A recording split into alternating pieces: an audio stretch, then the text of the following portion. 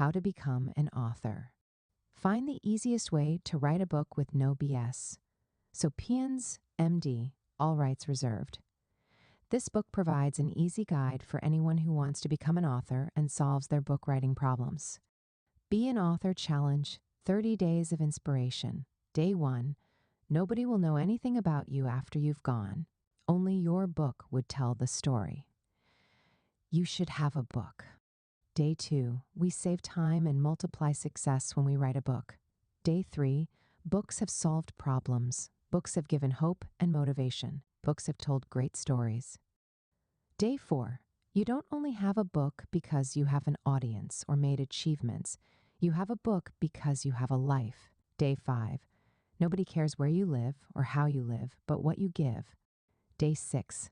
Life lessons are not hard to tell. They are only hard not to tell. Day 7. We make the same mistakes over and over again because we lack communication. We don't share our story. Day 8. You must eat to stay alive, and you must also have a book to remain alive. Day 9. You are the book that the world reads, and you have the book that the world needs. Day 10. To be an author is to have a book. To have a book is to have something to share. Everybody has something to share. Day 11. Whether you want to share your story, your ideas, your knowledge, your skills, your passions, or your lifestyle, a book is a good platform to use. Day 12. Don't wait till when you are 70. You can have a book now. Day 13. In any case, you don't need to be a writer to have a book. You only need to be an author, to have something to share. Day 14. Maybe you don't know. You have a unique life that nobody has ever and will ever have. Day 15. Wonder if anybody would ever share what's on your mind? Write a book. Day 16. People don't need information. They have lots of it. They need your life. They have none of it. Day 17. Plants and animals don't document. Only humans do. Why? Humans have a higher life. Day 18. People may have opportunity to meet you once, but your book can meet them many times. Day 19. Talk is cheap, but words are not. Words are values. They remain for life when they are written. Day 20. At the end of the day, most of our regrets would be not giving enough to our world. Day 21. I found a treasure in humanity, a book. Day 22. You said you don't know how to write or what to write. Okay, don't worry. I got you covered. Day 23. The only life that should not be written is a life that is not lived. Day 24. Many people have buried their ideas because they think there's nowhere to express them. Why not in a book? Generations would thank you for it. Day 25. You bring people into your world when you write a book. The world that only you live in. Day 26. Whether it's for education or for entertainment or for motivation or for inspiration or for the gain, having a book is the way to go. Day 27. Only few things are important in life. Documenting life is one of them. Day 28. Being an author gives you authority. And being an authority gives you audacity. Audacity for exploits. Day 29. When you leave here, your book is an evidence that you lived here. It is your signature on earth. Day 30. Everyone has a story, but not everyone shares it. The only few that did, they're glad they did. Warning. Let me warn you before you start reading this book. I know there are many books and materials out there that promise great things, but only to finish reading them without achieving anything. I promise you that this book would not only worth the value of your time, it would make you achieve the primary reason why you picked it up. Do not go through this book if you are not ready to be an author. I don't need people who will go through the book to get the knowledge inside. I only need those who will take action alongside their journey through this book. Because my mantra is, you must become an author of your own book. Also, do not go through this book if all you care about is the excuses and obstacles that you will find on your way to becoming an author. Some people are chronic procrastinators. They would promise themselves great things, but only to end up doing nothing. And they would find flimsy excuses to cover up their weakness. But in this book, all of those excuses and challenges would be addressed and practical solutions would be offered. Contents. Section 1. Getting your mind set. Section Overview. This section focuses on getting your mind set for becoming an author. It lays the foundation of giving you the basic information required mentally to get you ready for your book. It also addresses some common questions that boggle the minds of about to be authors. I welcome you to this book. This is a good time to be alive, and it is the coolest time to be an author of your book. Come to think of it, technology has done the magic. You can write with your hand, you can text with your phone, you can type with your computer, and you can do a voice note with your phone or any of your recording device. There are several ways now to document your ideas than ever. Many years before, you can only handwrite, but now you can typewrite. You can transcribe your voice into letters and your letters into voice. There are several software and apps online now that can do the magic for you. Things have become way easier thanks to technology and advancement of humankind. Another important reason why it is far easier to be an author this time is because of diverse information that we now have access to. Every one of us has access to any information that we want. Information is so diverse and enormous that we cannot exhaust it. We are in information age, so information is everywhere. Even in the midst of this diverse information, a lot of people are still starving for it. And that's where you come in. You want to give people what you have that they need. The ideas that you have, the knowledge, the skills, the experience, the passion, and so on, are what would give people joy of benefiting from your life when you put them in a book. Years ago, people had to go to the library before they can get any substantial information. But now, there's easy access to information. You can write your book and provide it in electronic form that people all over the world can have access to. Like I mentioned earlier, this is a good time to be alive, and it's a good time to be an author. It is also a good time to implement those your lofty ideas, impact more lives, and reach more destinations because of globalization and the ease of getting things done like never before. Take up this challenge and start working on yourself and your project. You wouldn't have no other time to waste. The best time to have started was yesterday. The next best time is now. There would no longer be any other time like today. Take advantage of today and begin to work on your book project. As I'm going to show you in this book, several reasons why you have to be an author of your own book and why it's important to document your life and ideas. This course would give you all the drive and motivation that you need to get your book project done. I congratulate you in advance. 2. What is a book? Just before we go any further, let's address this simple question. What is a book? Perhaps you might wonder why that is necessary, since it's a familiar word and what we're already used to. And that's the point. It's a word that we are already used to. But we don't want to be used to it. We want to understand what it really is so that we can get the full picture and understanding as we go along in this book. Bear in mind that this book is designed for you to be an author without stress, and this section is for laying good foundation and giving you the right mindset to be an amazing author that you had always wanted to be, and get all that you require in the coolest and easiest way possible. Let's look at the definition of a book. The first definition would be a long written work of literature that consists of words or images that is fictional or non-fictional. And the second definition would be a medium that is used for documenting information in form of writing or images, having several pages bound together and protected by a cover. The first definition describes the book that you read. The second definition describes the book that you handwrite on, a blank sheet of paper that people write on. A book can be in different formats, sizes, shapes, and copies. Most books are published, though there are many unpublished books. And from time immemorial, humans have been fond of writing and reading books. So, it's good that you write your own book so that people can read and benefit from it as well. 3. The concepts and principles of having a book. Life is timeless. It has no limitation with time and space, but in this side of life, we operate on time. Everything functions with time here. We can't do anything without time. So, life on this side is measured with time. Because of this, it is important to document life here, since it's bound with time, and it might be of no use if spent without anything written about it. As a matter of fact, every one of us on Earth must seek to document our life. I'm talking about writing a book. You don't only write because you want to sell a book or because you have an audience. You write because it's important to write. It's important to note down your life experiences and ideas in a book that would benefit this present and upcoming generations. Every life has meaning, but not every life expresses that meaning. Part of giving and expressing meaning to your life is writing your own book. Whether you are sharing your life, or you are solving a particular problem, or you are teaching, or educating people on certain areas, it's all important to document. It would give meaning and value to your life. Many people have died today that we have no record of how they lived their lives.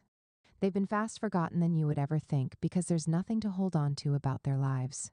People around them could only say few things they know about them, after which everything is all forgotten and seems as if they had never crossed this side of life. One of the greatest things that gives life value is sharing it, and sharing it would mean that such life benefits other people. And to benefit other people would mean that there's something that can be read about that life. There's a piece of wisdom and knowledge that people can gain from that life put in a book. We cannot overemphasize the value and benefit of writing a book. Many things that we go through as individuals are perhaps what other people have gone through. But because their experiences and ideas were not documented, we didn't have access to them and therefore could not gain from their life.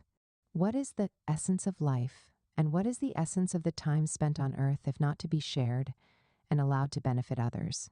Most of the things that we think are personal or confidential are not at all. Just because we've not seen or heard anyone talked about it doesn't mean other people are not going through or have gone through such situation. Again, it's all about documentation. As human beings, one of the challenges that we have is communication. We lack communication. We don't share our story. We don't tell others what we go through. We keep everything to ourselves and suffer in pains alone. Alas, sharing our problems could be part of the ways of solving it. Just as the saying goes, problem shared is problem half solved. When we communicate with other people, they learn from us and we learn from them. We get solution to our problems and they get something to learn from our life. This gives value and dignity to our existence and journey on earth. Our communication is not only limited to what we say to other people, it is what we share with them. Sharing our lives, experiences, ideas, and knowledge with people is what matters. When we understand how powerful books and documentations are, that is when we would begin to value our lives and what we do. We would value our experiences, relationships, ideas, and time that we are opportune to spend on earth and be with one another. No matter what we've gone through in life, whether good or bad, they all have value. And the value is when it is expressed and shared with other people. Time is an important resource that is never wasted. Whatever is done with it will always bring value if utilized well. For instance, someone who had a bad experience perhaps would have wished not to have such experience. But the truth is that there's no amount of money that can buy such experience from that person, and the fact that it is a first-hand experience. It makes that person to be highly valuable in sharing that experience and allowing other people to learn from them, while they also heal as well. The experience allows them to go through certain moments, feelings, emotions, thinking, and actions that they wouldn't have done if not for that experience. Experiences make us stronger and better. They teach us important lessons of life and make us value life. So, sharing them would add more value and admiration to our lives. In this book, we would emphasize and re-emphasize key points that must be noted and followed with action. While you're preparing to write your book, bear in mind that these points would energize your mind and give you the momentum needed to start and finish your book. 4. What IT takes to write a book. Having discussed the value and benefits of writing a book, let's now look at what it takes to write a book. There's no need to bamboozle you with how humongous writing a book is. There's never anything that is important in life or worth doing that is ever effortless. Nothing valuable comes cheap, unless we would just be deceiving ourselves. But one thing is certain, it is possible and can be done easier because of those who have gone ahead to crack the code and found the way. And that is exactly what I want to show you in this book. You will learn how to be an author of your own book. This course would not only make you to be a writer, but would more importantly make you to be an author. Many people have been longing and yearning to be an author of their own book, but only to find themselves falling back to square one and not being able to get it done. Part of the reasons may be the obvious ones, like difficulties with organizing ideas, problem with procrastination, difficulty in continuing to write, and other personal reasons. Be that as it may, becoming an author of your own book is a job that can be done, and easily and speedily at that. You should have one thing in mind: determination. Determination gets the job done, whether the task is simple or difficult, fast or slow, complicated or straightforward. Determination is what overcomes the barriers and gets you to the end.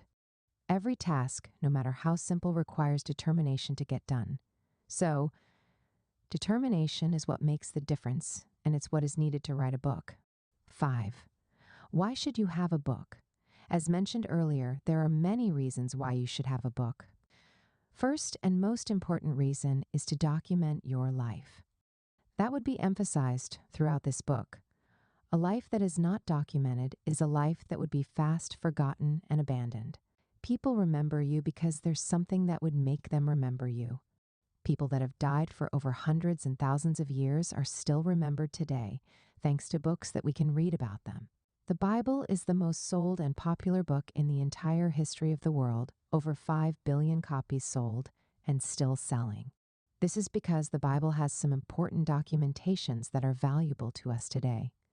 We can remember people and events that have happened thousands of years ago thanks to the Bible. The Bible is not only a religious book, it is a book of history and reminiscence. It is a book of record and documentation of some important things that have happened in our world. We dare not take history for granted because it gives us an idea of what has happened and a prediction of what will happen. We are not kept in the dark because we know where, as human race, we are coming from and where we are going to. We cannot overemphasize the value of books and documentation. They save our lives and future and give us timeless lessons that money cannot buy. If you've got some experiences that worth sharing, why not share them with the world through your book? If you've acquired some skills, knowledge, ideas, or abilities that you felt could benefit other people, why not go ahead and put all of that in a book? I tell you that the best way to live your life is to share it, and that is where your happiness and fulfillment lie. I don't see any point in living a life that is just full of achievements without fulfillment. Your book will definitely be part of your achievement that would lead to your fulfillment. When you have a book that benefits other people, they would appreciate you for it, even long after you've gone. That is making your life a legacy that your children and children's children would celebrate. To summarize it all, let's look at 15 reasons why you must have your own book. 1. You have a unique life that should be documented for the benefit of others. 2. The only lasting way your word can remain on earth after you've gone is through your book. 3. Your book can reach many places that you may not have access to. 4. It breaks the barriers of communication and language. 5. Your book increases your level of influence and impact.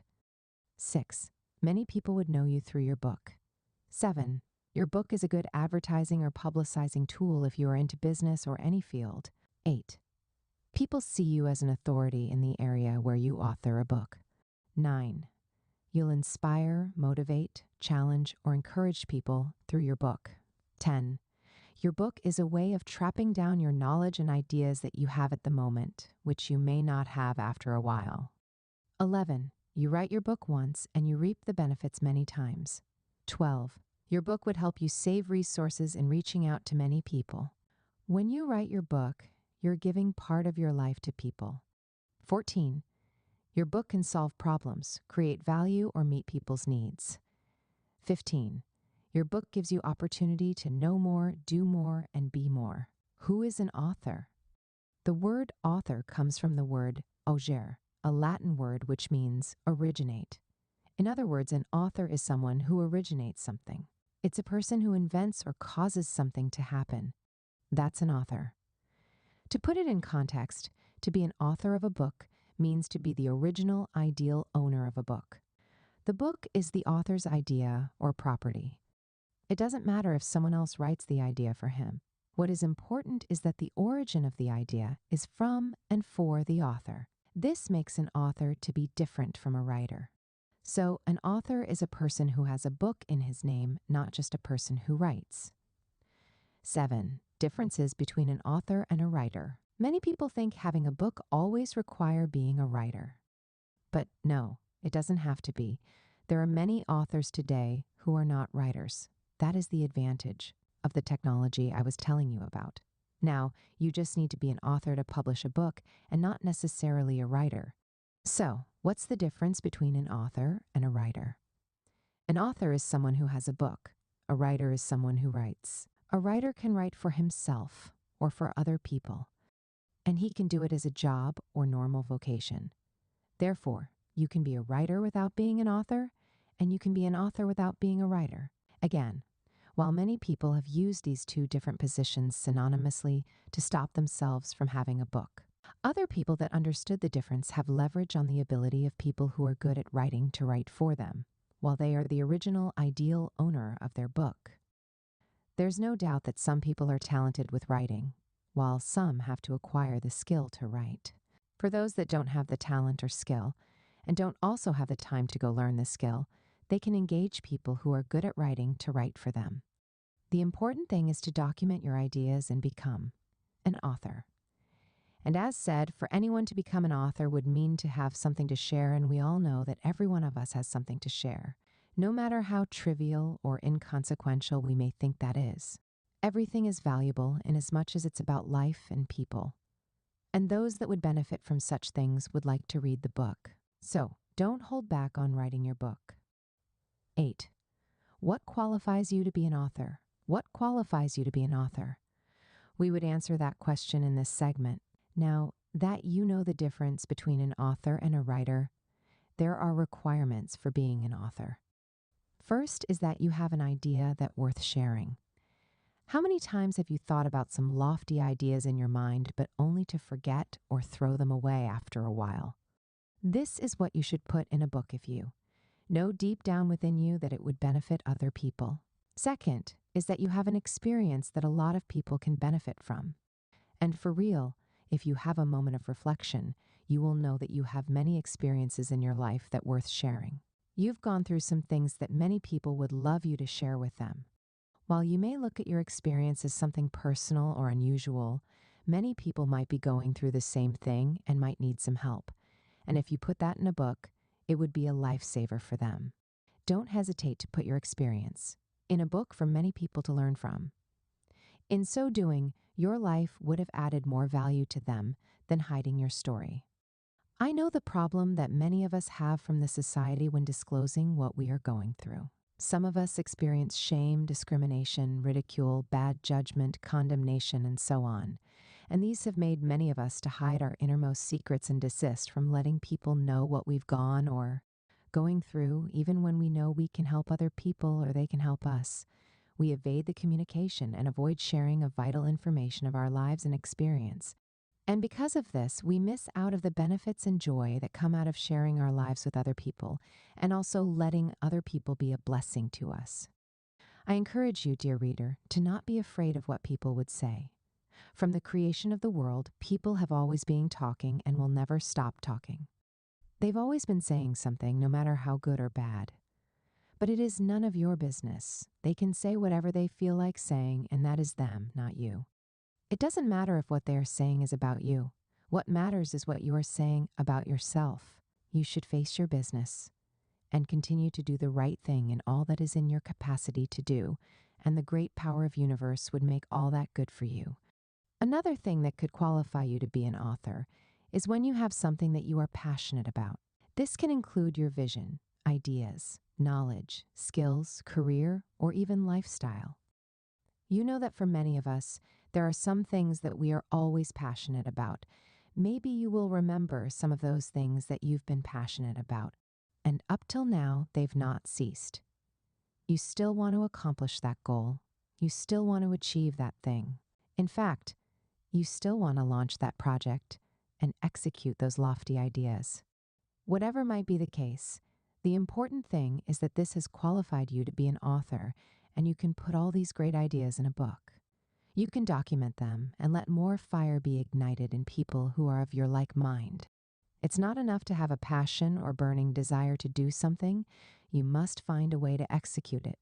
And when you write a book, you will have tendency, reaching out to many people and making them gain access to your passion, and they might want to collaborate with you. People love to join the fire that is already burning than setting up their own. If people see that you have passion for something that they also have passion for, they would easily connect with you and want to work with you. You see how writing your passions and ideas in a book can make you legendary and a leader. So, those are the factors that qualify you to be an author. 9. Different types of writings. Just before we end this chapter, let's look at different types of writings, as this is important to know. When you read different books, you see these writings. Depending on the purpose and the style of the writer, these types of writings express different thoughts and ideas. Here are some of them. 1. Expository. This type of writing exposes facts and gives direct information without holding back on its source. It makes information clear and easy to understand, and it doesn't give attention to opinions, but facts. It is found in journals, articles, business books, scientific books, technical books, and essay instructions. 2. Descriptive. This type of writing describes an information and makes it easy for the reader to visualize and understand in detail. It is found in fictional books, advertising, diary writing, among others. 3.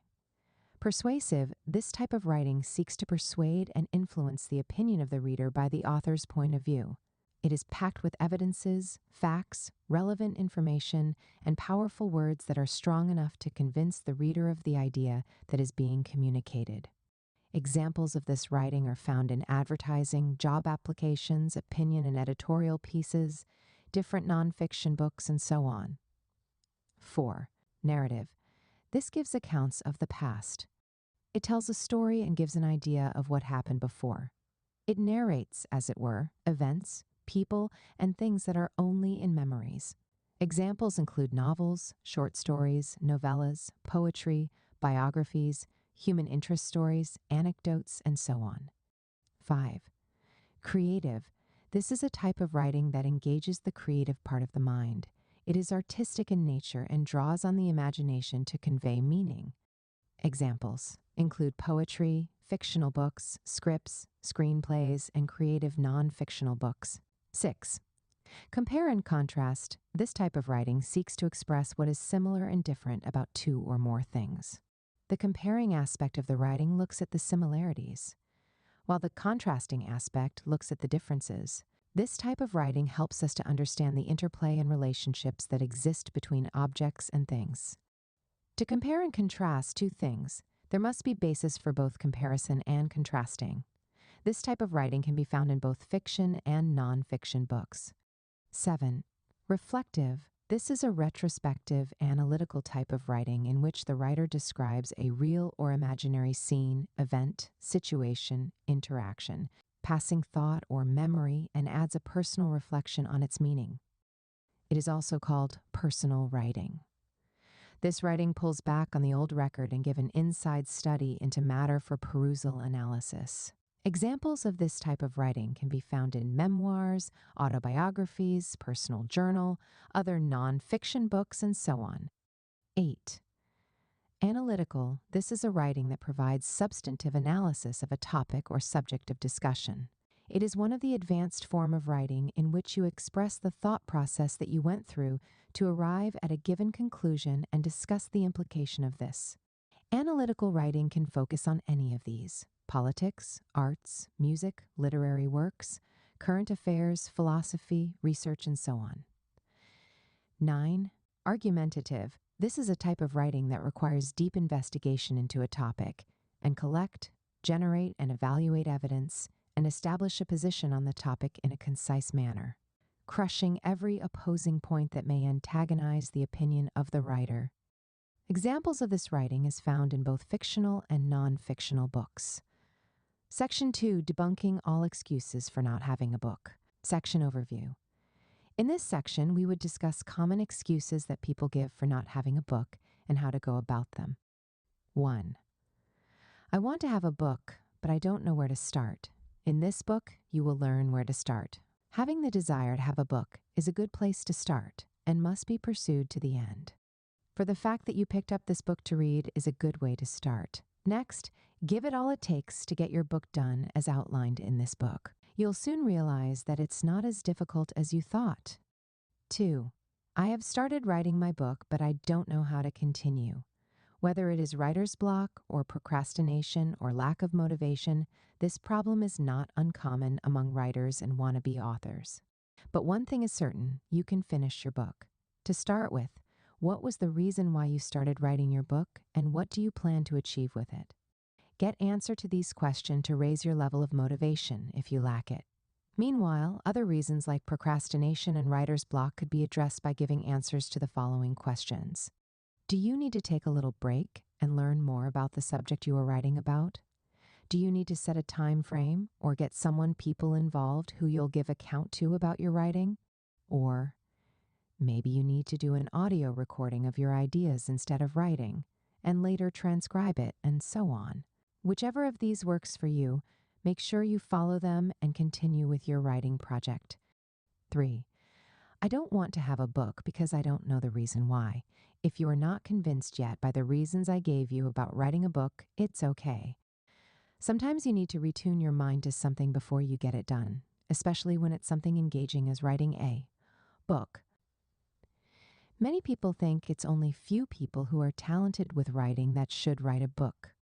But that's part of my argument in this book, that it's good and important for everyone to have their own book. So, you may need to check your belief systems about books and people who have written books. When you understand the reasons why you should have a book, you would feel less resistance and more desire to have a book. 4. I don't want to have a book because I think IT's not necessary. Yes, it's a common thinking. Some people would say, why bothering to write a book when I know it's not necessary? But while you think writing a book is not necessary, not writing it doesn't add any value to you either. In fact, if there's anything, it's taking value away from you because it doesn't allow you to share what you've got inside of you. People who have a book give more value to the world than those who do not. Again, the moment you realize how valuable and important having a book is, you will take away the reason that it's not necessary because it's ever necessary and crucial to your life and contribution on earth. 5. I don't want to have a book because I don't want to share my life or story with people. When it comes to writing your book, you have many options of choosing what you want your book to be about. If it's not about your life or story, it can be about your skills or knowledge or experience with other people. It can be as flexible as you want it to be without giving out your private information. You must be comfortable with whatever you are sharing with your world. Nobody is putting pressure on you to give your information. So, if you don't want to share your life or story with people, it's fine. You can consider other things. And if you are still not convinced yet, take your time to understand the value and benefit of what you want to do before you do it. And at times, it's in the course of doing it that you get better understanding. So, you may need to weigh your options and see which one best fits to your choice. 6. I don't want to have a book because I think it's not yet time. Oh, this is one of the common excuses I hear from people. I'll write a book when it's right time. But when I ask them when is the right time, they would say they don't know. With that, I just know such people are not serious. They just feel it's not yet time, and they don't know when. When it comes to writing a book, there's no ascertained time or specific age to write a book. When you understand that having a book is not time-bound, but purpose-bound, you will know how valuable it is to put down your life in a book. Every passing moment of the day is an opportunity to pen down your ideas and put it in a book. There would not be any better opportunity or time to have your book written than now because you have all it takes. So, the excuse of waiting for the right time is no excuse. And it's usually secondary to other excuses that are underlining, like the unwillingness, laziness of the mind, or procrastination that make such people to give the excuse of waiting for the right time. 7. I don't want to have a book because I think I don't have an audience. This is another interesting reason. You want to wait till you have an audience. It sounds plausible. But do you know that you can have a book without an audience? Inasmuch as having an audience is good, not having it is not bad, and if you want, you can build one. Your audience can be established now or later in future, but your book would always be there once it is written. And one thing with having a book is that people would always get access to read your book, with and without your efforts. As a matter of fact, the first thing that you must understand when it comes to having a book is that you are documenting your life for the benefit of humanity. And humanity is not limited to this present generation. Many generations to come will still have access to your book if you make it available. So you should always focus on the bigger picture and not just this present generation alone. Imagine the Bible, the best-selling book in the history of the world, has been written for many years, and it's still selling up till today. Over 5 billion copies sold and still counting. This is not to discourage you in reaching out to your potential audience or people that could read your book, but to let you understand that you have the whole world and entire humanity to yourself as an audience, and many people that you don't know would have access to your book if you put it out there. 8. I don't want to have a book because I don't have money to handle the costs. This sounds excusable, though writing a book is easier if you have money. However, it is not impossible if you don't have money. The basic tools that you need as far as writing is concerned is a pen and a book. Other things might be a personal computer, a tablet, or a phone if you want to type. If you have any of these, you are good to go, at least at a starting level. As time goes on, you will get more tools and materials that you need, but it's good to start somewhere. It would allow you to pen down your important ideas at the moment and add great value to your world. So, never let money be an excuse. In fact, if you don't have any of the tools mentioned, you can borrow them for the meantime and return when you are done. That's to tell you how important it is to document your ideas. And finding financial challenges on the way are not enough reasons to stop you. 9. I don't want to have a book because I'm not interested. Oh, this is a common excuse. I'm not interested, and that response automatically closes the case. Nobody is going to accuse you for not being interested. But one more thing, why are you not interested? Because if you are genuinely not interested, there would be an underlying reason. So, if we can identify the reason, what exactly is it? Since that will help us to solve the problem. In any case, interest could be associated with feeling, need, or desire at the moment. So, if you feel you are not interested, you can expose yourself to where you can get more interested in books. You can connect with people who have already written their own book and published it. You can read books or listen to audiobooks, and you can read articles about benefits of books. 10. I don't want to have a book because I think I don't have time. If you don't have time, you have life. And that's the most important thing. Now, if you want to have a book and you think you don't have time, there are many options that you have. First, you can engage people to write on your behalf. Second, you can create time out of no time to write by yourself. Third, you can do a voice recording anywhere and ask people to transcribe it for you and later edit it into your book. If you want to write by yourself and you think there's no time, what you need to do is to really find out if you want to write the book or not. Because if you want to write your book and you are so interested, you will surely find the time for it, even if there's no time. You create time for things that are important in your life. If you still have time to eat and drink, and time to sleep and go to restroom, you sure have time to write a book. Create the time. It doesn't matter if it's just few minutes or few hours a day. What is important is for you to be consistent and keep doing it every day, whether you feel like doing it or not. In another way, if you have the resources, you can buy people's time and they will do all that you want for your book. And with that, you would have solved your I don't have time problem while you still have your book. 11. I don't want to have a book because I think nobody would read IT. This is similar to thinking you don't have an audience. But it is when you have a book that you will truly know if anybody would read your book. And by the way, it is better to write your book first and see if people would read than not to write because you think people would not read. If you didn't write your book, you'd have killed the thoughts and ideas that may benefit other people in you. Every book has a potential of blessing and adding value to people.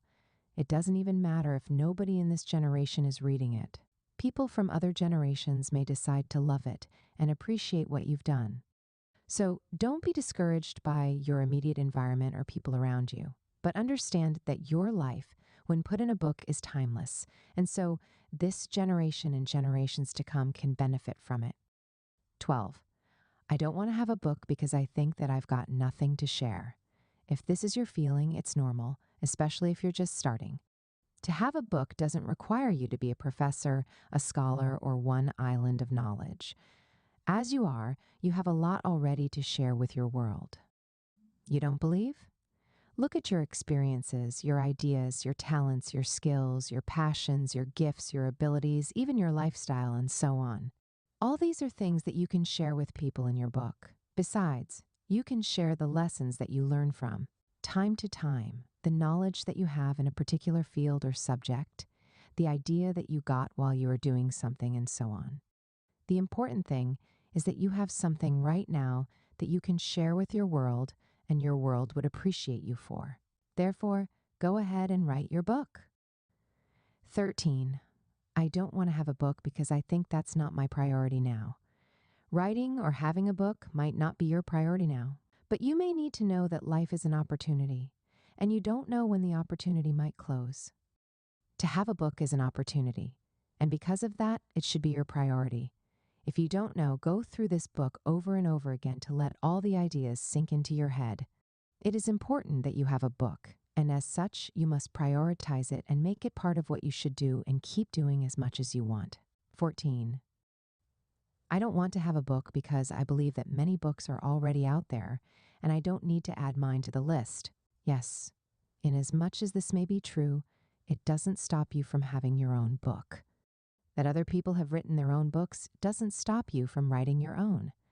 In fact, you can even write on the same subject or topic, but your own approach and expression would definitely be different. And that's because every one of us is different, and we have no reason of staying or living the same. Again, every one of us is supposed to write a book. We all have unique ways of viewing and doing things. And we shouldn't be limited by what other people have done, but what we can and should do. So go ahead and write your own book. 15. I don't want to have a book because I believe that that's not my purpose. This is like saying you don't want to go to school because you believe that it's not your purpose. You will agree with me that that's not true. It is mixing things up. Having a book is not your purpose, quite all right. But not having it is also not your purpose. So why not have a book and let humanity appreciate you more and value your presence here? You don't want to be limited by a primitive thinking. You want to be able to see beyond now and make your life a source of joy and blessing to others. And part of the ways of doing that is to document your life and let other people benefit from it. And that would be you having a book. That is our mantra throughout this book. 16. I don't want to have a book because people are doing IT for competition and I don't want to do competition. Whether people are having a book for competition or not, you don't want to worry about that, and you don't want it to be your business. People have always been competing with each other on anything. So you don't need to be carried away by that.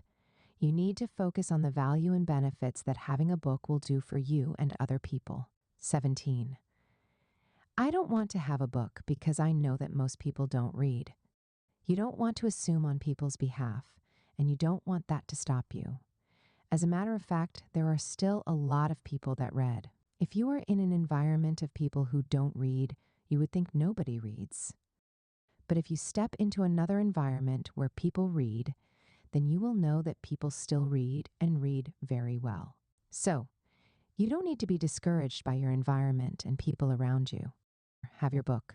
And remember that the world has become a global village. You are no longer limited by your area or physical location. You can make your book reach anywhere in the world and even preserve it for the next generation. 18. I don't want to have a book because I believe that I don't have anything: time, money, people, and any other resources. If you don't have anything, it's okay. It's a temporary situation and not a permanent one. Going through life could be hard sometimes, but we have this confidence that we'll surely overcome. If you so desire that you want to have a book, you can still have it. Start with your mindset. Believe you have everything you need and you will get it. Make positive confessions. Reach out to people who have what you need with an open mind and let them help you. Don't limit yourself to where you are. Reach out for help. When people see that you are genuine in your request, they would help you. Help comes to those who ask for it, not just to those who wait. Remember, ask and it shall be given unto you. So go ahead and ask. I see you making a headway in life. 19. I don't want to have a book because I don't want to have anything to do with people. Yes, for those who like to be by themselves and don't like to associate or connect with people, this could be an easy excuse for not having a book. But you know what? Having a book is not only about people, it is also about you, and you are not limited in sharing your book with them. You decide if you're not comfortable with people at the moment, wait on sharing your book. But let that not stop you from having your book. At times, we judge ourselves by where we are, not by who we are. The stage of life that you are right now, don't lose yourself there, and don't let it define you. Focus on what you have to do for yourself, and when you move to other stages of life, you may feel more comfortable with people. And also understand that people are part of creatures on earth. So there's no how you will live here without associating or connecting with them. 20. I don't want to have a book because I believe that life is not about writing a book. To say life is not about writing a book is to not know the value of life itself. Because as we've established, having a book is as important as living a life. You know that writing a book on what is important gives value to the book and its author, and since your life is important, it must be written. The values that your life has gathered and accomplished over time should be documented in a book. And with that, your life would be a blessing for its generation. 21. I don't want to have a book because I believe that God has not told me to have a book. God doesn't need to tell you to have a book. It just behooves you of the life that you have to have a book. Again, if God doesn't tell you to eat or sleep or do something necessary that you feel you should do, then why do you think God will tell you to have a book? This is something necessary that you should do. You don't need to wait till God tells you to have a book before you do so. Having a book is your responsibility and not God's. In any case, if you still doubt what I'm telling you and want to be sure if God wants you to have a book or not, then you should read his words. He has told you to write down the vision that is writing a book. The scripture also says, we are the book that the world reads. If the world reads you, then you must be documented. And that would mean you must have a book. This, by no means, is a command, but a challenge to express and share the abundant life that you've got. Also, looking through the scriptures, you'll see how things were documented and recorded for our benefits today. God is definitely interested and loved that you have a book and share it with others. 22. I don't want to have a book because I believe that it's not everybody that must have a book. While it's not everybody that would have a book, it is everybody that should and must have a book. Why? Because life is so important and shouldn't be lived without being documented. Otherwise, people would forget about it soon enough. Everyone's life is unique in their own way, and so must be lived and shared uniquely. If it's not everybody that must have a book, it shouldn't be you that must not have a book, because you have all it takes. You don't want to be among those people who don't want to have a book. Having mentioned and discussed the values and benefits of having a book, the decision is still yours to choose. If you want to have a book, it's always a great joy to see how your life is blessing other people when they read your book and tap into your wisdom, experience, and values that you've got out of life. Section Overview. In this section, we want to examine important skills that are essential for making you an author. They would sharpen both your innate and acquired skills to a good performance. Please note that many of these skills are what you already have and don't have to bother yourself on looking out for them. What you just need to do is to have more awareness about them and learn how to put them to use. These skills, when you utilize them, would bring you values that you could have only imagined. 1. Organizational skill. This is an important skill. To be an author, you need to be organized. Organization involves a lot of things. First is yourself. You need to organize yourself. This is not for any formality or modality's sake. It's just to help your book writing process. Take some time to settle your mind and let ideas flow easily. If you have many things going through your mind, focus on one thing at a time. Start learning the process if you are not used to doing it.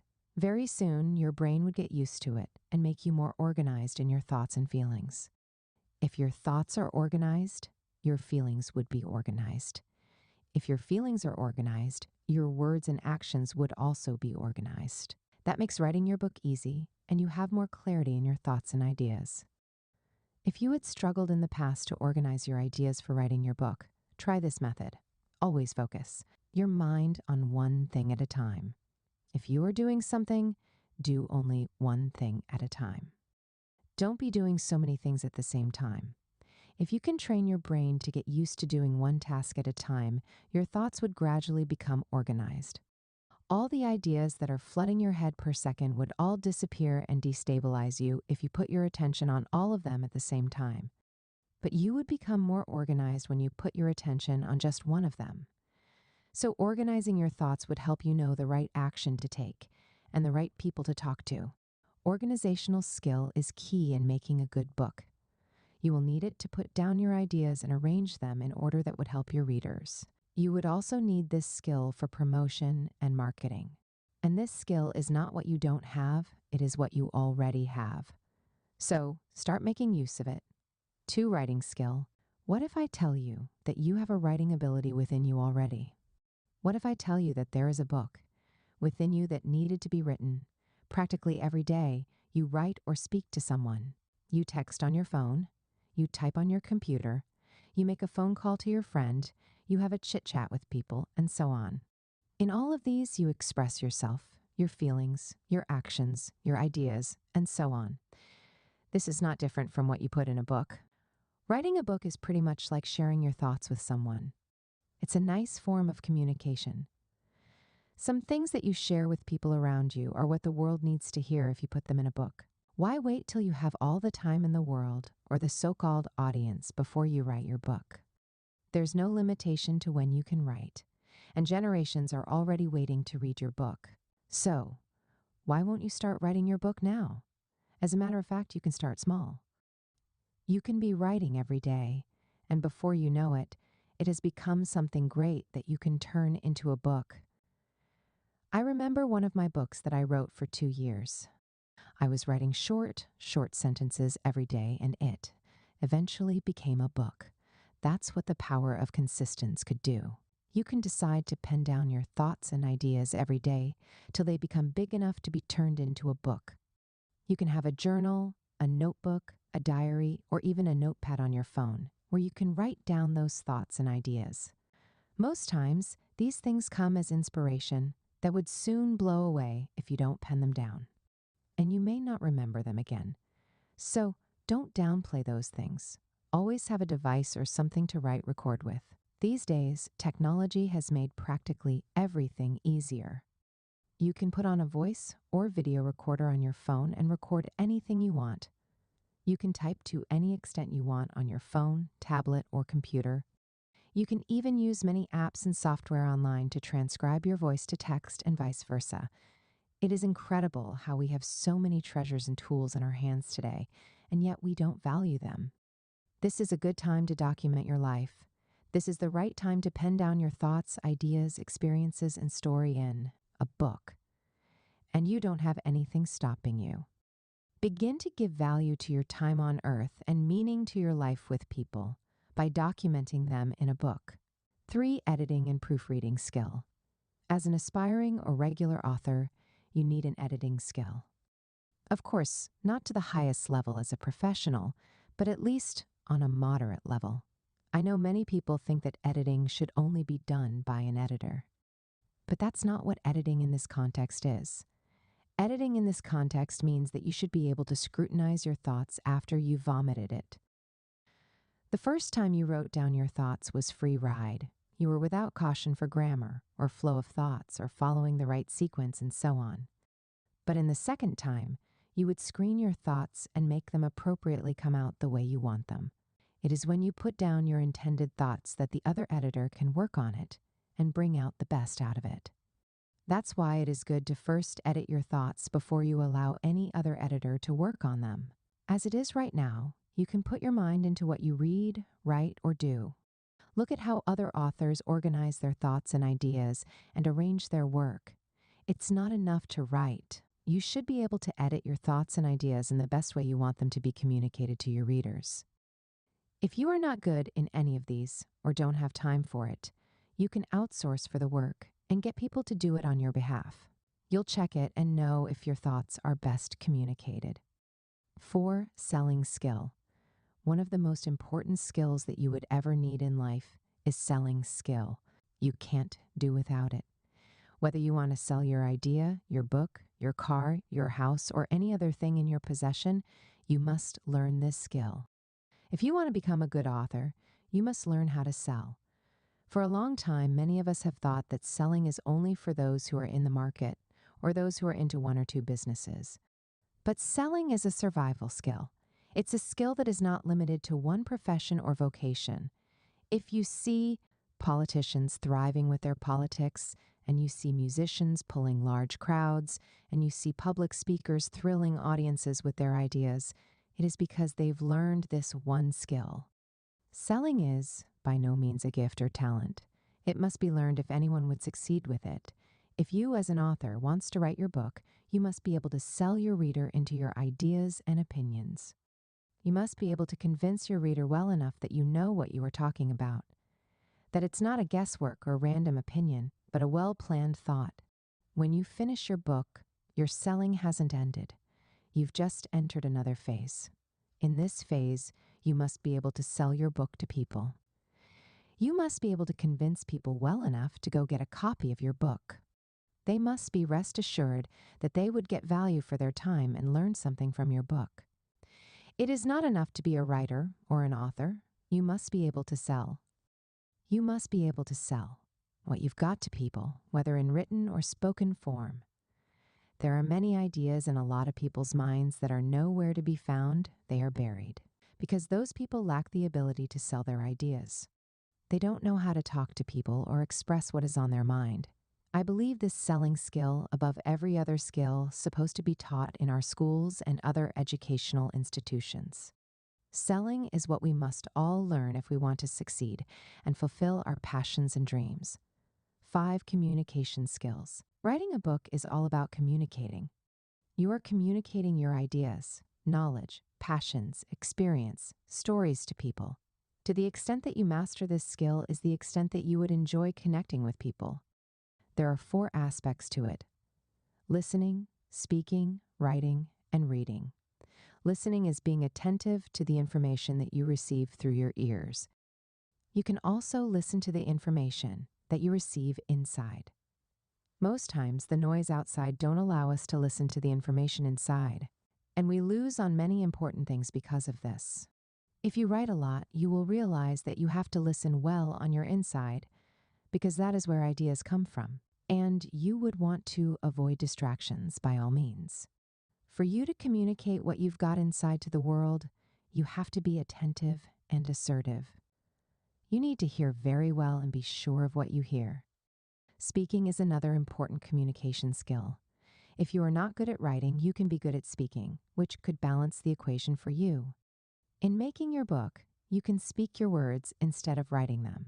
You can record your voice and let someone transcribe it for you and send the file to an editor to structure it for you and turn it to a book.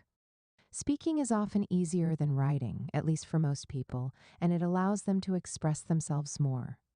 While writing could be a major part of making a book, it is not the only thing that we do, as you've seen. For people who love writing, this means of communication is evergreen. It's never gone out of date. From the time immemorial, when people wrote on the rocks, scrolls, metal sheets, and codex, to this present age when people write on paper, phones, tablets, computers, and so on. Writing has been made so easy and snappy thanks to the technology that we now have. If you love to write, you can write practically anywhere, without the constraint of location or situation. Authors who love to write, write everywhere. The 4th means of communication is reading. This is another essential part of communicating. If you are reading, you should be learning or gaining something. Just like what you are doing right now, you are reading my thoughts and ideas that I put into writing. The only way I'm communicating my thoughts to you right now is through reading. If you are not reading this, you will not gain any information that I'm sharing in this book. It sounds simple, but powerful. We gain a lot of knowledge through reading. And as an author or an aspiring author, you must cultivate the habit of reading, because that's the surest way of learning a lot from many people from their wealth of experiences and exposure in the shortest time possible. Things have also been made easier by the arrival of audiobooks technology. Now, you can listen to as many audiobooks as you want and absorb the knowledge into your brain. Pretty much easier. You can be walking, cooking, driving, gyming, dancing, or doing whatever you are doing and still be learning something. How lovely is that? All these are possible thanks to technology. 6, observational skill. It's good to observe. Your surroundings, your environment, people around you, they are all there for you to learn and be taught something. And so, if you have a good observational skill, you would absorb a lot from them and have good things to share with your world, which you can put in a book. Also, observe what is happening inside of you. Take a moment and x-ray your life. Observe some patterns, read some meanings, and come up with some important conclusions.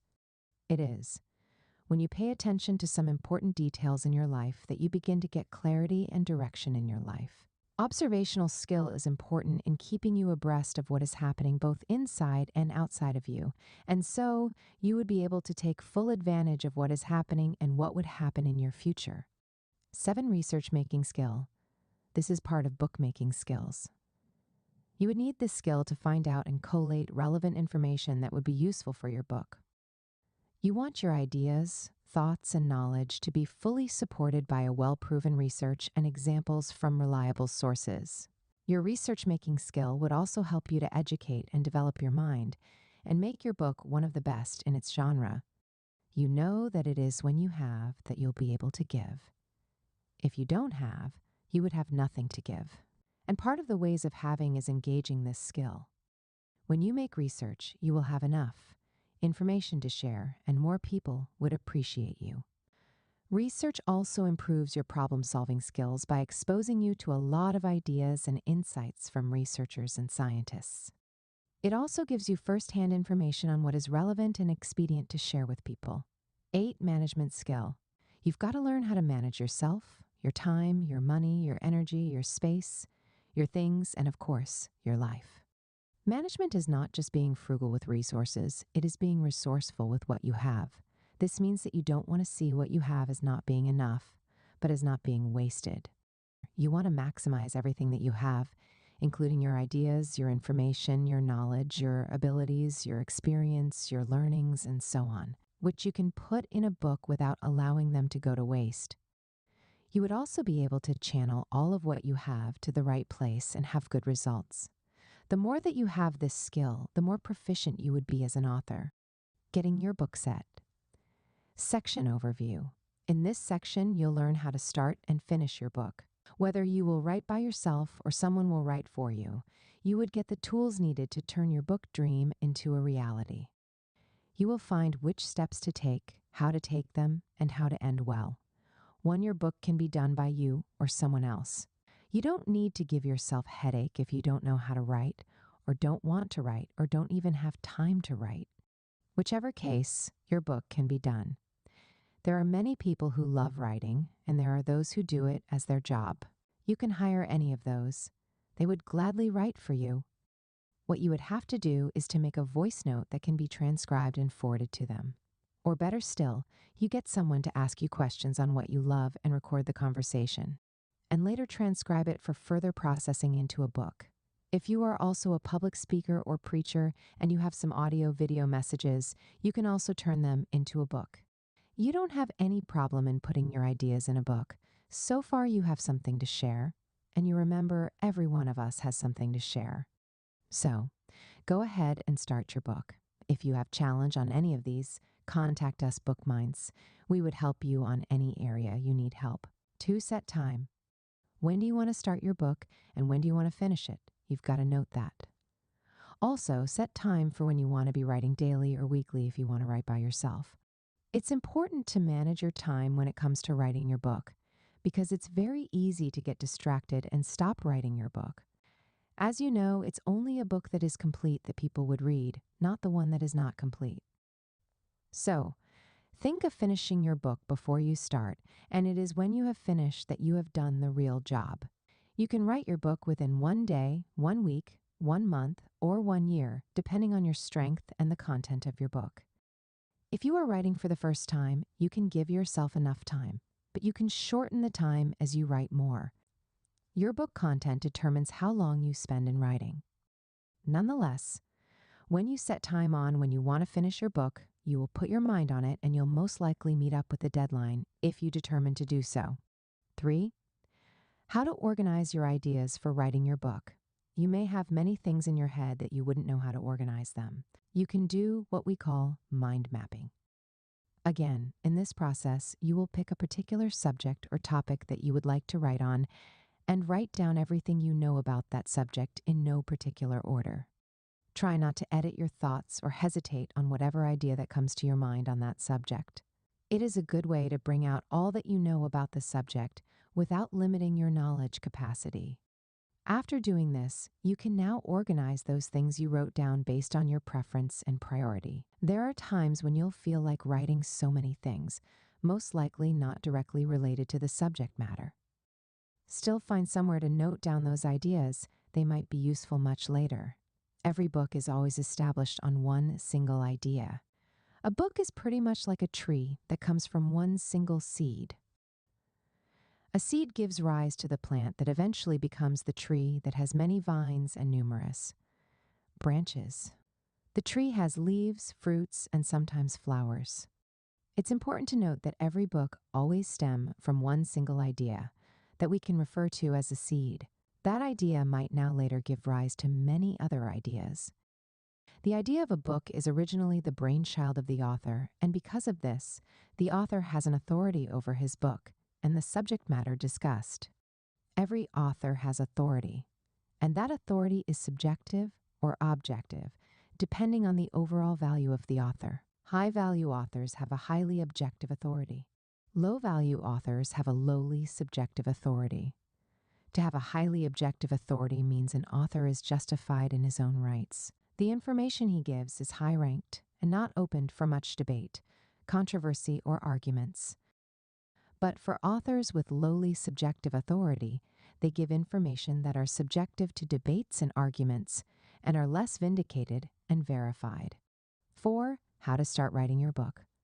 Perhaps you've got a couple of ideas on what to write on, but you're still confused on what to write or how exactly to start writing your book. Let's start from where exactly you need to start writing your book. For the sake of emphasis, where you need to start is very simple. Start with mind mapping, as discussed in the previous section. Next is to take action on starting your book project. If you're writing by yourself, start immediately without procrastinating. If someone is writing for you, contact the person right away and be sure the person is available. It's good to contact more than one person, so you won't be disappointed if one person didn't respond or not available. What is important in all of these is that you start your book project immediately without wasting any more time. There's no particular way to start. Anywhere you start is good. If you have challenge on any of these, contact us at Bookminds. 5. Finish your book before you start. You've got to finish your book before you start. That's the easiest and fastest way to write your book. This means you need to have a framework, a template, an outline, or a synopsis that would show what your book is all about. After mind mapping and organizing your ideas, you want to put them into sections and chapters, and from that, you capture everything you want your book to be all about. When you have this framework, it would be easier for you to flesh your ideas up and hardly experience difficulty with writing that some people call writer's block. Before you start writing your book, you should have basically all you need and avoid distraction as much as possible. You should have your writing space free of disturbance and distraction, and the tools and materials that you need should be available and within your reach. Here are what your book can be about. Your book can be about your life story and experience, your projects and ideas, your professional knowledge, your skills and expertise, your passions and ambitions, your spiritual inspirational knowledge, your creativity and storytelling ability, your visions and dreams, your lifestyle. How to write what you love. Writing what you love could sound like no-brainer. Of course you should write what you love, but that's not always the case. There are people who write just for the sake of money or what the market wants. While that is not bad, it's not good enough to focus on money when you're writing, because that would cloud your judgment or affect how you value your writing. If you are writing for a book, you want to look beyond now and make sure that people value your book.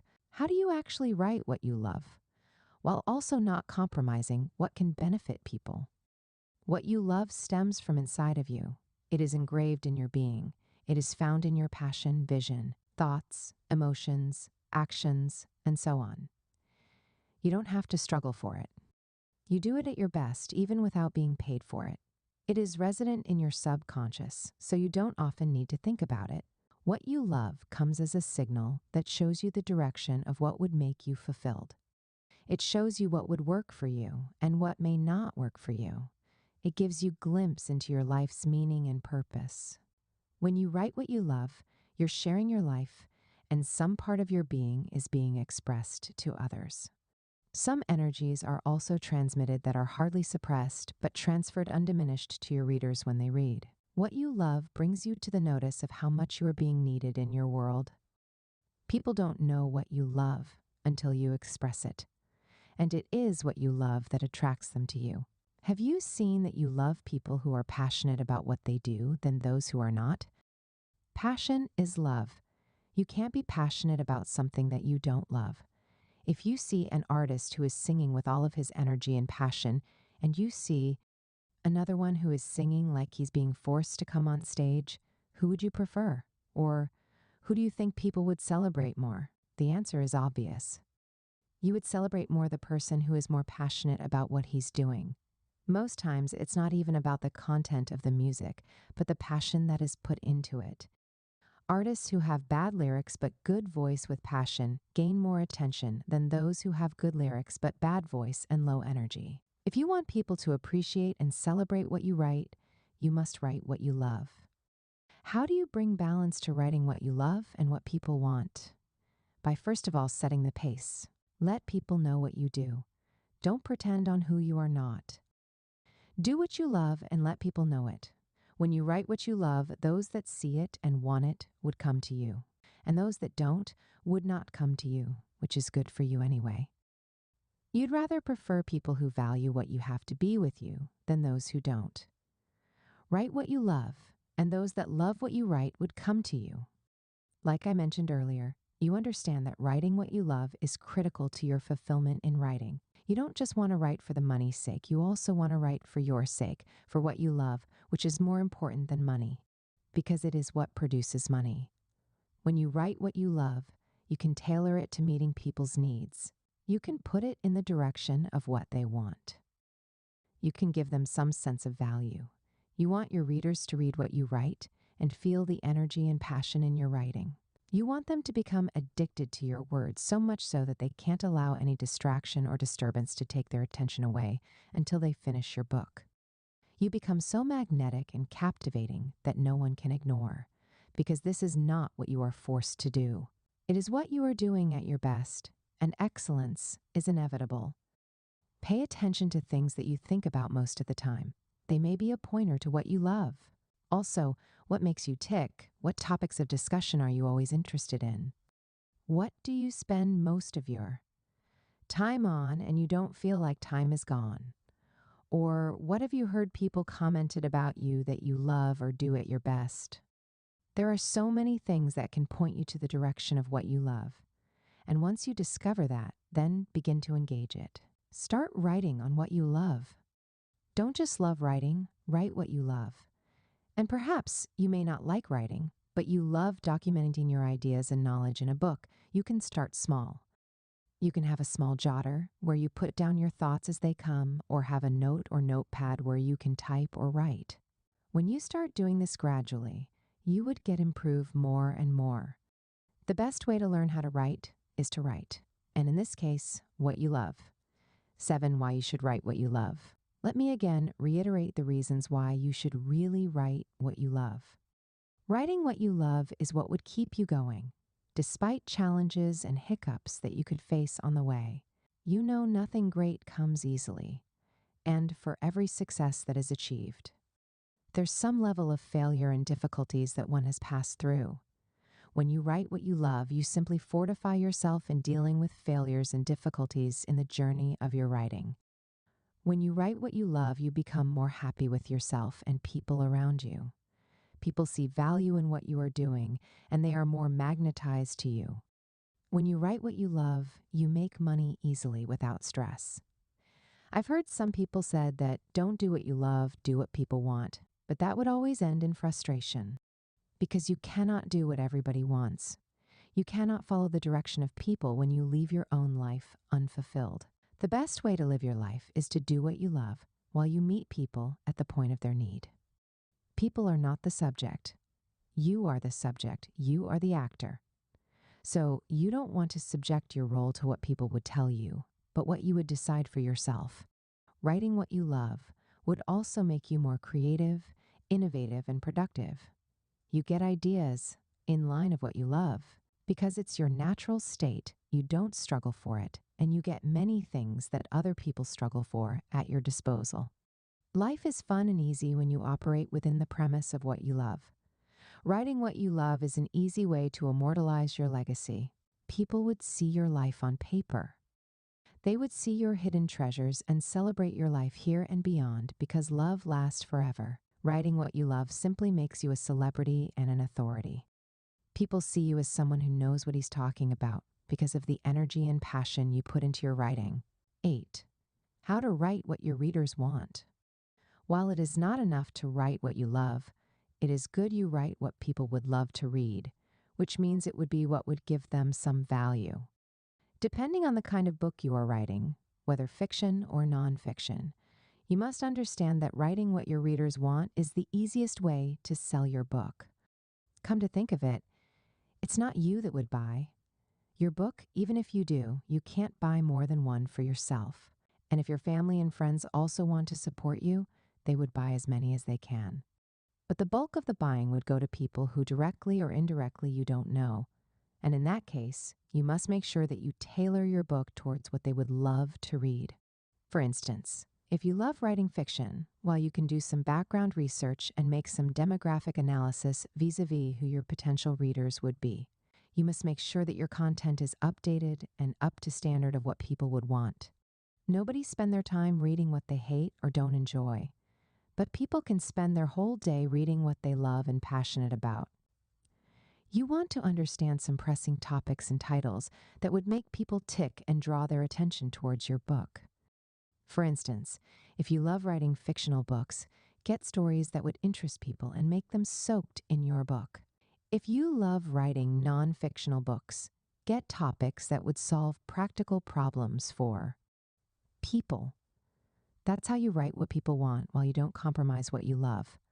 How to choose the right title for your book. Having discussed how to write what your readers want without compromising what you love, let's look at how to choose the right title for your book. It's important that you choose the right title for your book if you want it to sell. The first thing that people see about your book is the title. So you know if the title is not captivating or attention-driven enough, people would not be interested in reading your book. What you want your title to do is to be strong enough to compel people to want to know what is inside the book. And so it must have some basic qualities. First, your title must be good enough to draw attention to it. People should see the title of your book, and it sparks something within them to stop and think about it. It should arouse their interest and make them want to know what is inside the book or how it can benefit them in any way. Your book title must also be easy to say and remember, as that can help with marketing and promotion. If people can remember your book title easily, they can tell their family and friends, and they can buy it anytime they want. Your book title should also be able to give people some hope or what to expect in the book if they would dare to open inside of your book and read. And this is where subtitle comes in. Subtitles make the title clearer and easier to understand, while it promises people what they would get when they read your book. While it is not compulsory to have a subtitle for your book, it is good if you add it. Sometimes the title don't captivate people well enough, but the subtitle would do. And the subtitle simplifies the title and make people know directly what they are going to learn in the book. You can make your title indirect and make your subtitle direct. Also, your title can be general, while your subtitle can be specific. Some people wouldn't mind if a book doesn't have a subtitle, but some other people would really mind if a book doesn't have a subtitle. Subtitle is some author's signature to attract their potential readers and get them hooked to their book. If you are just starting out as a writer, I encourage you to add subtitle to the title of your book. If your title is not well captivating enough, your subtitle might save the day and make your potential readers get hooked to your book to check the content. If you want to choose a good title that would get your potential readers hooked, then you need to understand a little bit of human psychology. You want to know how and why humans behave the way they do, what gears them into action, and what makes them feel reluctant. When choosing the title for your book, you also want to know your primary goal or objective with the book. Do you want it to be useful long-term or short-term? Do you want only particular age group, gender, race, culture, or other categories of people to partake in your book? All of these would determine how you would structure the title so that it would fit in exactly what you want. For instance, the way you would approach old people is not the same way you would approach young people. Also, the way you would approach women is not the same way you would approach men. Again, the way you would approach people from a particular race or nation is different from the way you would approach people from another race or nation. So, the demographics of your potential readers have a lot to do with how you would structure your title to make it appealing enough to them.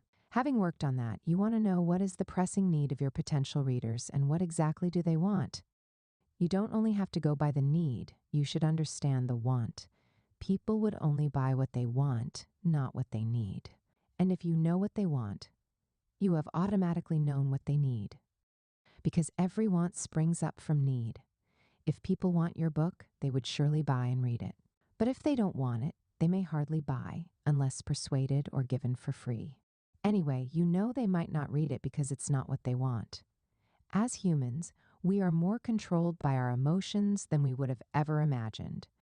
Even for those who take emotional actions, they would say they took logical actions. So people take emotional actions and justify them with logic. Emotions and their roles in our lives cannot be overemphasized, and when it comes to choosing books to read, emotional influence cannot be ruled out. For instance, if your title is about how to overcome fears, how to be happy, how to make money, how to lose weight, how to last longer in bed, and so on, it would draw attention depending on how you frame it. You want your own title to stand out and have some elements of uniqueness and strangeness that would get your potential readers hooked. One thing that many of these titles have in common is that they draw emotions like fear, happiness, love, security, satisfaction, and so on. You can have many ideas for your title. Put together as many titles as possible and choose the one that best fit what you share in your book and can draw very well people's attention. You can show the titles to people around you and ask them which one would they really love to read at the first glance, even without thinking about it. That can give you an idea of what people may want. You can also do more opinion pool if you have the time and let people know that you want their honest opinion. Whatever result you get from this exercise, it would help you to know further how to frame your title and which one would best fit your content and what your readers would love to read. Please note that you can change your book title anytime you want before you publish your book. 23. Create an outline for your book. Put the ideas in chapters. After you've got the idea for your book and you've got the tentative title for your book ready, now it's time to start writing the contents. You want to create an outline for your book and put the ideas that you've got in chapters. Every book has table of contents, and every table of contents has chapters. Some have sections that have chapters. Whatever is your case, make sure you put your book into chapters. The idea for the chapters should come from the mind mapping you did previously. Look at all the things you've written from one single idea for your book. Arrange them according to their level of priority or importance. Then connect them together in the best way they flow and form good sequence. It's important that you allow good flow of your ideas when you are forming chapters for your book. The idea in each chapter should connect with the previous and next chapters, and of course with the title of the book. It's not enough to mind map your ideas. You must also put them in the right sequence if you want your readers to enjoy your book. 24. Do a short synopsis for each chapter. The key things that you want to talk about. Yes, it's good you do a little summary of what you want to talk about in each chapter. This would help you to organize your thoughts and ideas when you are writing the chapter, and you will not miss out important points that you would like to discuss in each chapter. Doing a synopsis also help you while writing because ideas flow more easily and you wouldn't experience writer's block because your brain already has a direction of where it's going. It would surely figure out how to get there. 25. Editing and proofreading. As we've discussed earlier in this book, editing is a skill that you must learn as an author. This is not to sign in for an editing course or go to an editing school, but to learn and understand basic things about editing. It's not enough for you to be able to write or have an idea as an aspiring author, but you must also be able to edit your thoughts and ideas in a way that would be pleasant to your readers. Remember, your readers only pick up your book because they want to learn something from you. They want to get your thoughts and ideas on the subject your book is all about. So, don't let them down. Give them the best version of your thoughts and ideas about that subject and let them know the reason why you are, if not the best, one of the best teachers that they could rely on to teach them on that subject. You teach them and share your thoughts with them on that subject. So, it's always important to organize your thoughts and ideas. The first editing should be done by you. Then, the subsequent ones can be done by other people and people who are professionals. Proofreading should also be done for your book. This is when you check for the punctuation marks, spellings, arrangement of the words and page, alignment, and so on. Editing and proofreading are both important to have a good book. In any case, this might not mean your book would be 100% perfect, but it should be moderately organized for a good reading. An average person should pick up your book and be able to enjoy the flow of the contents. And if you don't have the capacity to do all of these yet, no problem. That shouldn't stop you from writing your book and publishing it. I believe you will get better as you go along and publish more books. 26. Publishing your book. Having done with writing your book, now you want to publish it. It's important you get this part right so that you won't miss the opportunity of getting your book into the hands of your readers. When you know where and how to publish your book, you've done half of the job. Publication is simply making your book known to the public. You are telling the world that you have something worth reading, and you are calling their attention to it. You can self-publish your book or follow the traditional way of reaching out to the traditional publishers. For self-publishing your book, there are many online book publishing platforms that you can use. Some of them are Amazon Kindle Direct Publishing, Lulu, Smashwords, Booktango, Payhip, eJunkie, BookBaby, Kobo Writing Life, Scribd, Pubit, and CreateSpace. You can also self-publish if you have a publishing company of your own. Most people these days find it easier to self-publish their books online because the process is pretty fast and easy, and to make things nice, it's free. So why won't anyone publish their book online? And now that most readers prefer to read online, it makes online publishing the way to go. Even old books are now online. So no need to waste time looking for traditional publishers or bookshops where to sell your book, even though many of the traditional publishers still have their advantages. Nevertheless, a lot of people still prefer online publishing. Many of these online publishing platforms also have bookstores that allow them to sell your book. A very good example is Amazon. While this method of publishing has its benefits, it also has its downside because there would be a lot of people on the platform selling their books. And promoting and marketing your book would have to be done by you. While for many traditional publishers, they can do the job for you and reach out to a wider audience on your behalf. Also, you would be charged for publishing and may have to agree on some terms and conditions with the publisher before your book is published. All these may not be present in self-publishing, and it's absolutely free. So, You may choose the one you want based on your preference and what you need at the time of releasing your book. 27. Promoting and marketing. You've got to promote your book if you want it to sell and let it reach more people, as we've established in this book. It's not enough to write a book. You also want it to do its job, which is reaching the hands of your readers and they read to benefit from it. If you publish your book and you don't promote and market it, you may end up having many people who don't know about your book and therefore not gaining from your knowledge. In the world of today, where there are so many distractions and noise everywhere, getting people's attention would definitely be demanding. It would require some efforts. And that is you being intentional with promoting and marketing your book. You want to use the word of mouth, face-to-face interaction, one-on-one discussion, online and on-ground platforms to reach out to as many people as you can, based on your strength and influence. Promoting and marketing are key to having good sales with your book. More people would have access to your book. More money would come in for you, and more people would reach out to you for further engagements like talk show, presentations, seminars, and conferences. You will definitely be well known and appreciated by a lot of people because you've been able to reach out to them through your book and efforts.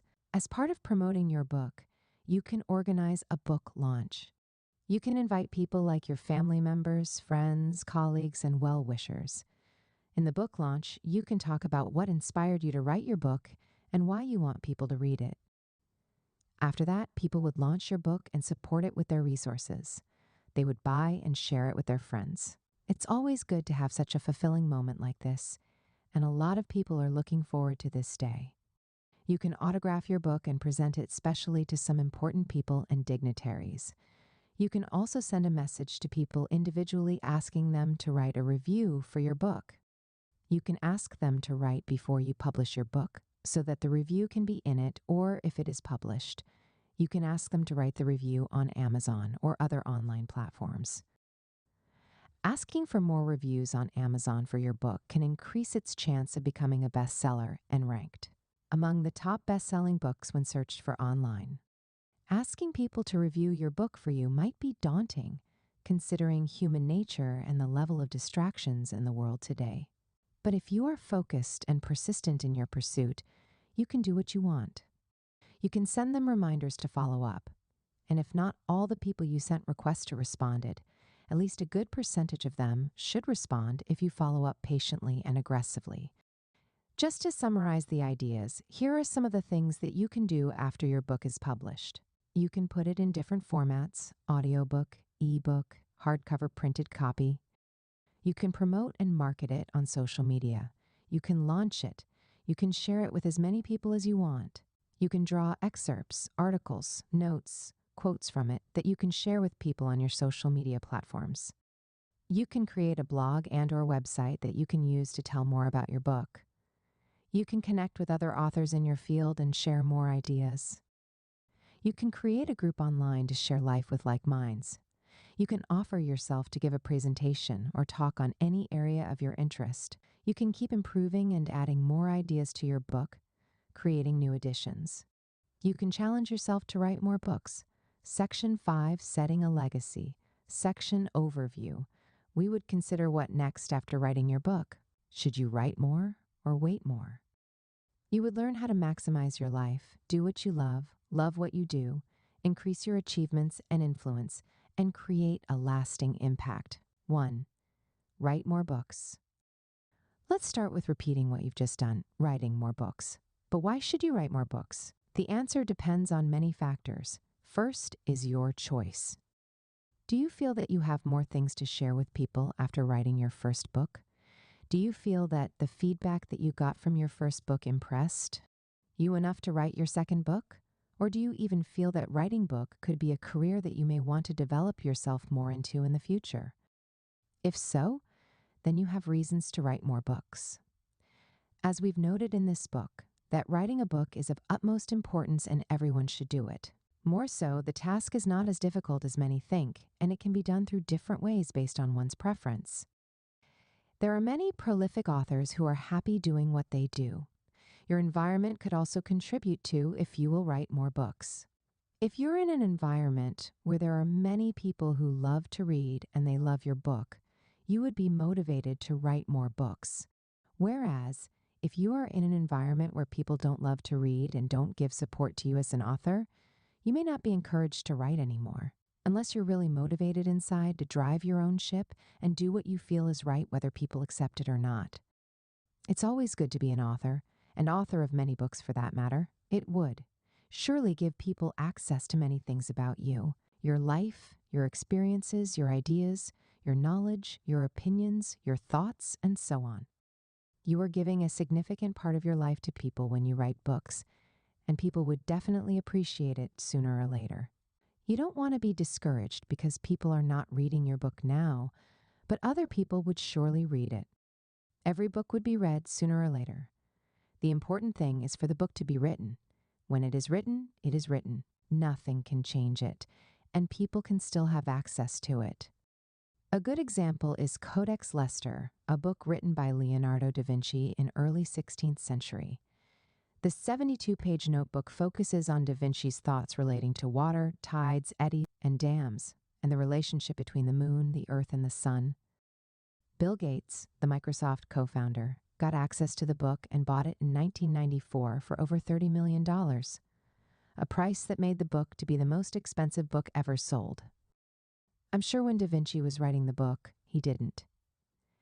Have Bill Gates in mind, he was just writing his thoughts based on what he had seen and experimented. But Bill Gates found so much value in the book that he had to pay that much to own the book. A book that was written many centuries back, and someone could still find value in it in this century. I've heard testimonies from those who have been directed internally to read certain books. They weren't thinking or talking about it. They just got the impression to read the book, and therein they found the answer to what they've been looking for. Imagine if the author of the book didn't write the book. How would anyone be directed to read such book? This tells us that the universe sees everything and knows everything we are doing. And it would surely direct us to where answers are if we have questions. If the answers that we need are inside a book that many people are not reading, the universe would direct us to it. We would find the book and get the benefits therein. Writing a book is still the best thing we would ever do to our world. The vision must be written, and the life must be shared, and a good place to do that would be in a book. The Bible is so valuable today because it was written. If the people of old didn't write the books of the Bible, where are we going to have access to all the information that we have access to in the Bible today? We wouldn't have had anything called the Bible, which is now benefiting more than half of the entire world population. So, it's important to write and document things. And that has been what we've been sharing throughout this book. In another book, I would explain the power of written word. You can watch out for it. 2. Achieve more goals. What are your goals? What are your ambitions? Do you think that you want to pursue more things in life?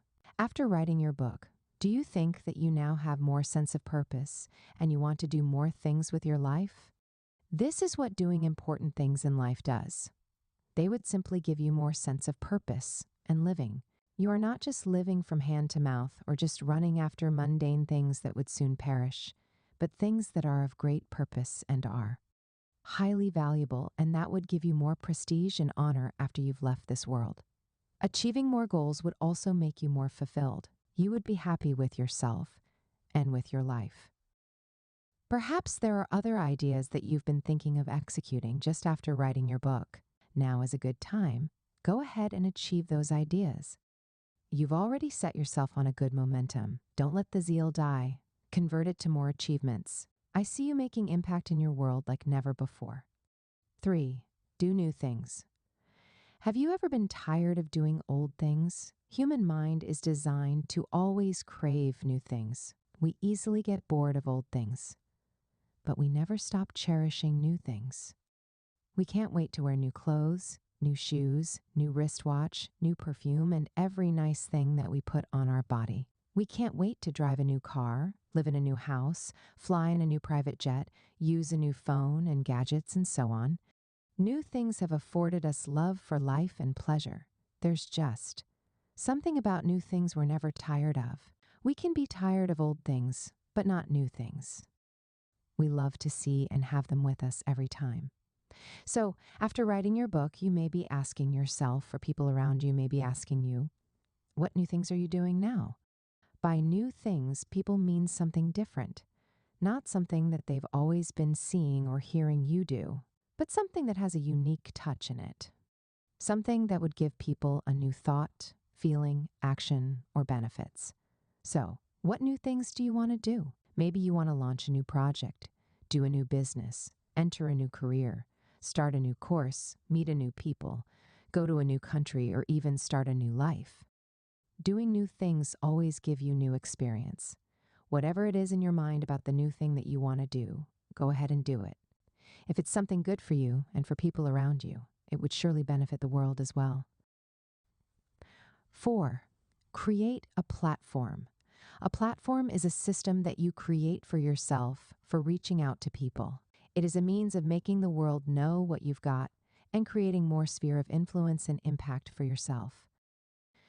So, how do you create a platform for yourself? You create a platform for yourself by first doing something. It's good that you've just written your book, and now you want to create a platform. Yes, you can create a platform through the means of your book.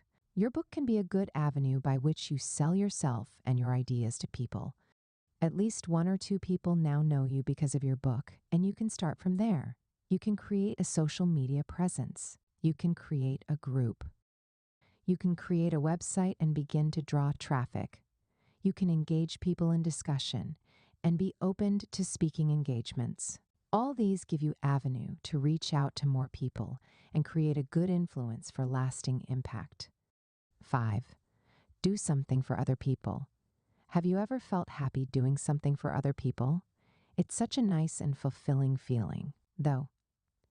You may do something small, thinking that it's nothing to write home about, and people wouldn't appreciate it or even value it like the way you would have wanted them to. But what is important is that nature would not forget your good deeds. It would pay you back in full. It doesn't shortchange anyone. If you've done good, good would come to you. If you've done bad, bad would come to you. When you do something for other people, you feel that sense of value to other people. You feel that you can do something for more people, no matter how little it is. You also feel that you can make change no matter what and affect more lives for good. There's just so much with doing something for other people. In fact, that is the hub of fulfillment. When you feel happy being a blessing to other lives. Having written your book, you can move forward by doing something for other people. Help them with their situation. Have a discussion or consultation with them based on your experience, profession, or ideas. Perhaps there are people who may want to reach out to you after reading your book. They may want to share with you what they are going through and seek for your advice. Don't hesitate in responding to their request. You wouldn't know how much you are impacting people's lives with things that you do. Keep doing them. 6. Do something that no one has ever done before and something that you've never done before. This heading has 2 parts: doing something that no one has ever done before and something that you've never done before. Let's start with the first, doing something that no one has ever done before. This means manifesting your uniqueness to the world, what only you can do and do very well. You may think, what can you do that no one has never done?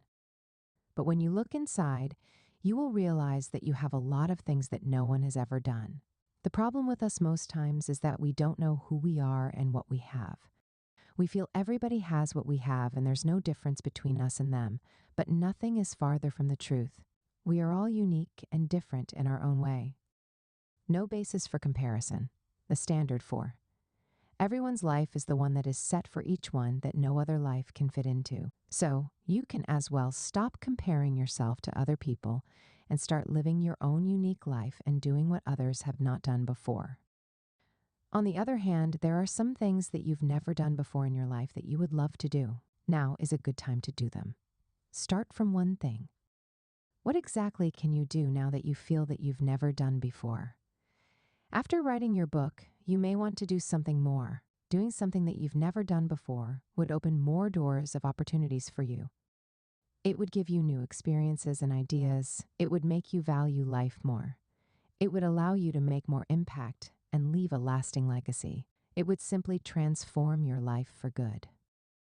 As we bring this book to a close, I want to reiterate that this course is designed to make you become an author and have your own book in the earliest time possible. If you felt that you've not achieved this, go through the book again, now with more attention and open mind. You must surely become an author, and this is your time. For further inquiries, contact us at Bookminds, and we would love to help you on any area you may need. I wish you all the best and more happiness in your life. Epilogue. For a long time, a lot of people have yearned to be an author of their own book. They wanted to write a book. They've tried and toiled, but all to no avail. Some of them held on, some gave up, and others didn't try because of fears. End has come to this struggle. Here's a material that is designed to give you all the tools that you need to be an author without stress. In fact, the easiest way possible. This material doesn't only deliver into your hands what you need, it takes you by the hand and gives you the motivation and support that you need to get your book ready, even if you don't know how to write or what to write. The fact that you have something to share is enough reason to have a book. You have great experiences and ideas that people will love to hear, and your generation will appreciate you for. This is far beyond ordinary, and it is honorable and fulfilling. Hope you'll find this book useful and relevant to you in achieving your goal of becoming an author. I celebrate you. About the book. How to Become an Author is a book that nailed it on finding the easiest way to write a book. It solves the long-time problems of wannabe authors. From how to get an idea for a book, to working on it, and to eventually turning it into a reality. This book hits a home run. It solves the problems of writing for those who are not good at writing or don't have time for it, and provides an easy way to document ideas and share knowledge. Becoming an author is easier now than ever, thanks to technology. And to write a book is one of the most important things that you would ever do to your world. You'd have the opportunity to share your life, experience, ideas, knowledge, skills, and other things that you've got with the world and people around you. This book is a timely solution to the current book writing problems that many are faced with. About the author. Sopians, MD, is a seasoned writer and a leader. He's a specialist on human health and works on areas of prevention. He has published books and has participated in conferences both locally and internationally. He's going into preventive medicine to educate people more about health on how to improve, maintain, and restore it. Other books by the same author. 1. The Language of Change. 2. Life Greatest Moments. 3. Why Sex is Food. 4. 13 Opportunities in Ukraine. 5. Get 100 Book into your head ASAP. If you love this book, kindly put your reviews on Amazon and other social networks. Thanks for your support. Social media connections. Check out the Be an Author Challenge posts on my social media platforms: Instagram, Facebook, LinkedIn, website, YouTube, P64 UACBO videos,